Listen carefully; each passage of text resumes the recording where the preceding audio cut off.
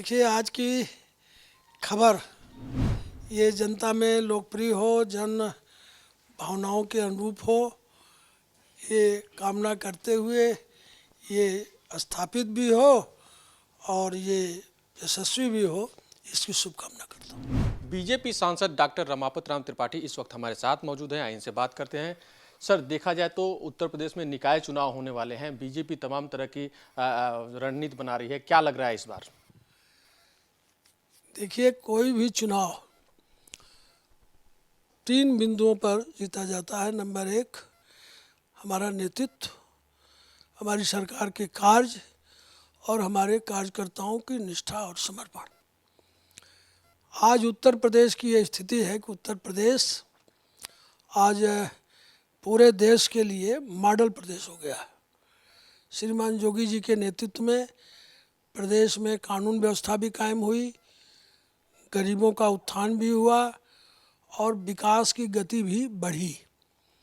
तो निश्चित इसका प्रभाव जनमानस पर है और जनता के दिमाग में भारतीय जनता पार्टी प्राथमिक रूप से है।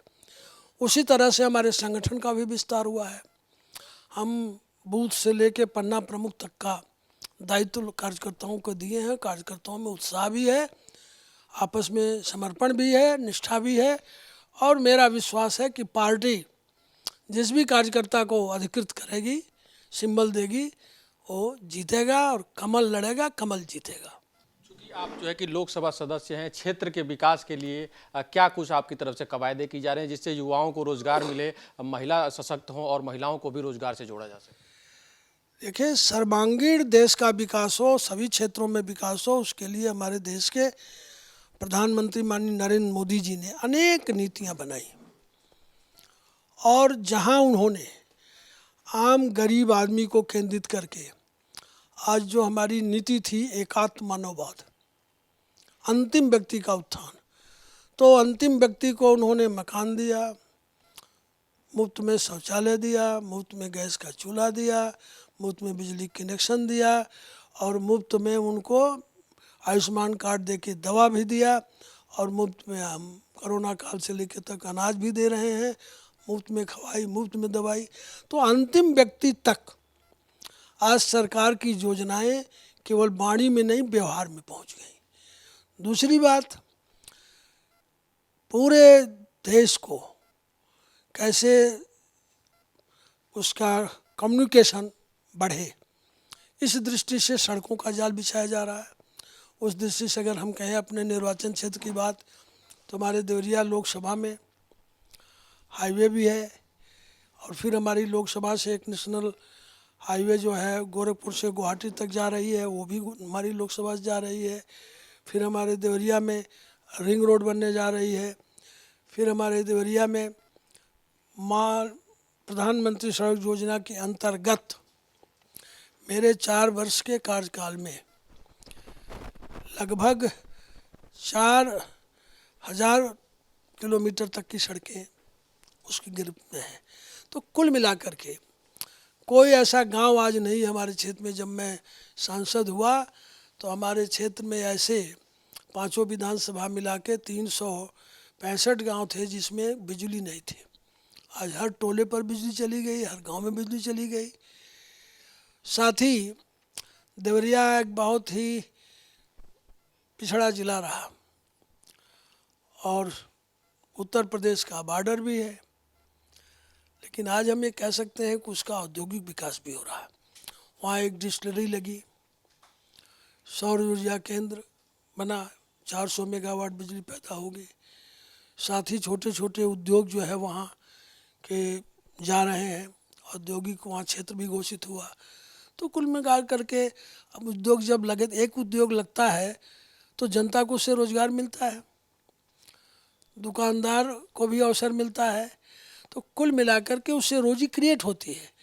उसी तरह से हमारे यहाँ मेडिकल कॉलेज बन गया, हम विश्वविद्यालय की मांग कर रहे हैं, विश्वविद्यालय भी बनने की प्रक्रिया में है।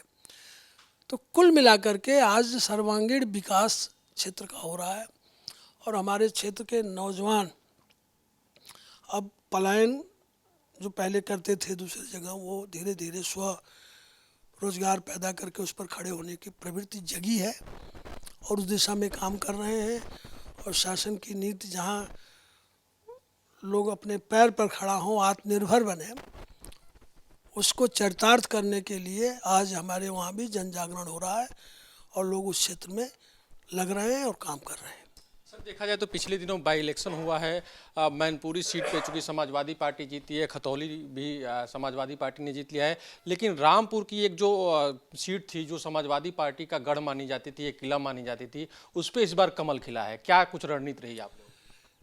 देखिए, एक चुनाव से जहाँ तक आप रामपुर की बात करते हैं, रामपुर सीट किसी की एकाधिकारवाद हो गया था, उस पर कभी हम जीत नहीं पाते थे। लेकिन आज जो सरकार का कार्य है, जो मुख्यमंत्री जी का नेतृत्व है, जो नीचे तक पहुंचा है, उसमें वो लोग भी जो हमको वोट नहीं देते थे, आज हमारे कार्यों से, हमारे नीतियों से प्रभावित होकर के वो भाजपा को वोट दिए और भारतीय जनता पार्टी की जीत हुई। तो ये हमारी पार्टी के नेतृत्व की, नीति की और कार्यकर्ताओं की परिश्रम की जीत है। देखा जाए तो इस चुनाव में सपा कुनबा जो कहीं ना कहीं बिखर रहा था, शिवपाल ने प्रसपा बनाई थी और सपा को अखिलेश लेके चल रहे थे, चाचा भतीजे एक हुए, तो क्या सपा कुनबा एक हुआ तो आगे बीजेपी को सपा से चुनौती मिल सकती है? क्या लग रहा है आपको? देखिए, समाजवादी पार्टी अब भटक गई है और समाजवादी उसका नाम है, लेकिन जाति और स्वार्थ के लिए वो काम कर रहे हैं। और देश के अंदर जो राजनीति इस समय विकसित हुई है माननीय मोदी जी के नेतृत्व में, उत्तर प्रदेश में योगी जी के नेतृत्व में, वह जाति और स्वार्थ के आधार पर नहीं है, जनता के उत्थान और विकास के नाम पर है। तो ये जो एकता हुई है भावुकता, भावनात्मक है।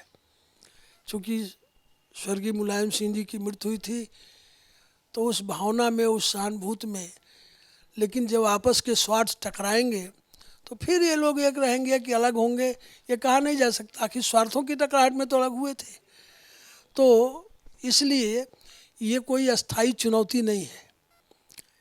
आज भारतीय जनता पार्टी के सामने कोई एक जगह विपक्ष बिखरा हुआ है और है भी तो जनता में अपने विश्वसनीयता खो दिया है।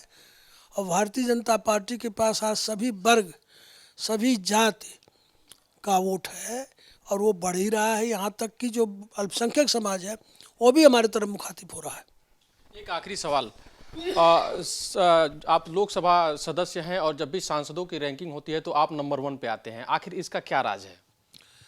देखिए, इसका कोई नहीं है। हम नंबर 1 पाते हैं, 2 आप पाते, तो जो लोग सर्वे करते हैं, जो उसका अन्वेषण करते हैं, वो जाने। मैं एक चीज़ जानता हूँ कि मैं एक कार्यकर्ता हूँ और संगठन में भी मुझे जब जो दायित्व मिला है तो उसी के पूरा करने में और उसी को अपना कार्य क्षेत्र मान के मैं काम करता हूँ। और आज मुझे एक लोकसभा क्षेत्र से चुनाव लड़ने के लिए कहा गया, जनता ने हमको चुना, तो मैं कोशिश करता हूँ कि लोकसभा के अलावा जो हमारा समय है वो जनता ही हमारा परिवार है और क्षेत्र ही हमारा, कार्य क्षेत्र ही हमारा अभिष्ट है। तो इस दोनों दृष्टि से मैं जनता के बीच बना रहता हूँ, कार्यकर्ताओं के बीच बना रहता हूँ और जो संगठन के हमारे कार्यक्रम हैं और जो पार्टी की हमारी नीतियाँ हैं उसको जनता तक पहुँचाने के लिए माध्यम बनता हूँ, ये करता रहता हूँ। तो ये थे डॉक्टर रमापत राम त्रिपाठी, जिनका कहना था कि मैं जनता के लिए कार्य करता हूं और जनता ने मुझे चुनकर भेजा है। देवरिया के लिए मैंने जो विकास की बयार बहाई है वो बीजेपी के नेतृत्व में उत्तरोत्तर बढ़ती जाएगी। वीडियो जर्नलिस्ट राजविश के साथ पंकज तिवारी, आज की खबर, दिल्ली।